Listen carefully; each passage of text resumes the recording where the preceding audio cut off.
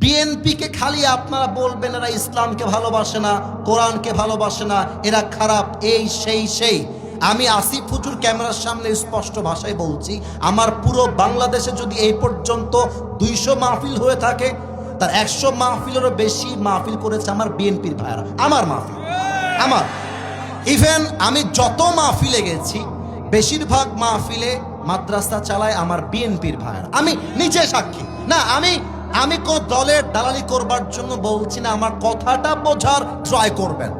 এটা স্পষ্ট প্রমাণ যে বিএনপিরাও মুসলমান, জামাত ইসলামও মুসলমান, আমরাও মুসলমান। অতএব হাতে হাত রাখেন, বুকে বুক মিলান। যদি আমরা ঐক্যবদ্ধ থাকি, আওয়ামী লীগ তো দূরের কথা, আগামীর বাংলাদেশে নব্য কোনো ফেসিবাদ তৈরি হতে পারবে না ইনশাআল্লাহ। আলিমাত নাফসুম মা কদ্দামাত ওয়া আখারাত। আল্লাহ তাআলা বলছেন আলিমাত নাফসুম মা কদ্দামাত ওয়া আখারাত। মানুষ যখন কবর থেকে উঠবে তার প্রথম চিন্তা কি হবে আল্লাহ এই আয়াতে বলছেন। মনে করেন আমি আসিফ হুজুর কবরে শুয়ে আছি 1000 বছর, কথার কথা। আমি কবর থেকে উঠলাম কিয়ামতের 3 নাম্বার ফুৎকার দেওয়ার পরে। আমি চোখটা খুলেছি কিয়ামতের প্রথম দিন। চোখটা খুলে দেখছি আকাশ বিদীর্ণ হয়ে গেছে, পাহাড়গুলো ভেঙে গেছে, মানুষগুলো উলঙ্গ হয়ে আমার সামনে দিয়ে হাঁটতেছে। এবার আমার চোখ দেখবেন সবাই, চোখগুলো আমাদের ছানা বড়া হয়ে যায়, বিশাল বড় বড় চোখ হয়ে যাবে। কিন্তু কিয়ামতের প্রথম দিন মানুষ কি ভাববে, কি চিন্তা করবে কিয়ামতকে দেখে, এই কথাটাই আল্লাহ এই আয়াতে বলেছে, আলিমাত নাফসুম মা কদ্দামাত ওয়া আখারাত। On that day he will realize what was most important, what was less important. সেই দিন মানুষগুলো বুঝবে দুনিয়াতে কোনটা বেশি দামি ছিল এবং কোনটা কম দামি ছিল। ঠিক আছে, নো প্রবলেম। এবার আমার দিকে তাকান, এইটা আমার মুখে কালো কালো, এটার নাম কি? তোমরা খুবই অ্যাক্টিভ, পেছনে আওয়াজ পাইনি। আর একবার, আমি শেষ প্রান্তে আছি ভাই আমার, শেষ ভালো যার সব ভালো তার, এইটার নাম কি? অনেক মেয়ে আছে দেখবা দাড়ি দেখলে গায়ের মধ্যে জ্বালা পড়া শুরু হয়ে যায়, চুলকানি শুরু হয়ে যায়।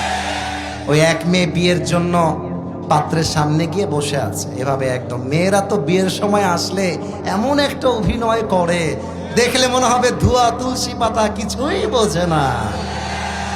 আর মেয়ের মা হচ্ছে আর এক চালাক, বলবে আমার মেয়ের মতো ভালো কেউ নেই।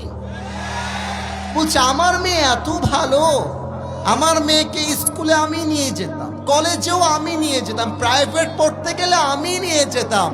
এমন একটা ভাব, মেয়ে মনে হয় ভাজা মাছটাও উল্টায় খাইতে পারে না। কিন্তু বুঝতে হবে, যেই মেয়ের মা মেয়েকে নিয়ে বেশি প্রশংসা করে, দাল মে কুছ কালা তো জরুর হ্যায় ওয়াও। তো মেয়েটা বলছে ভাইয়া একটা কথা বলা যাবে? পাত্রকে বলতেছে।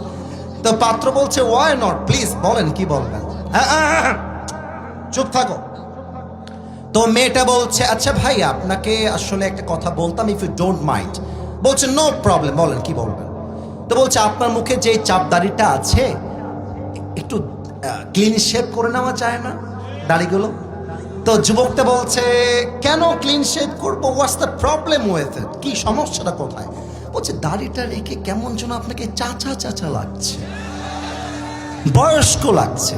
তো যুবক আবার খুব চালাক, যুবক বলছে ও আচ্ছা তাই, মানে দাড়ি কাটলে আমাকে ভালো লাগবে তাই তো? বলছে yes yes, you will look very younger after cutting your beard, দাড়িটা কেটে ফেলা। তো যুবকটা বলছে প্রিয় বোন আমার মনে হয় কি জানেন, আমার কাছে আপনার মতো মেয়ের চাইতে আমার দাড়ি অনেক বেশি দামি।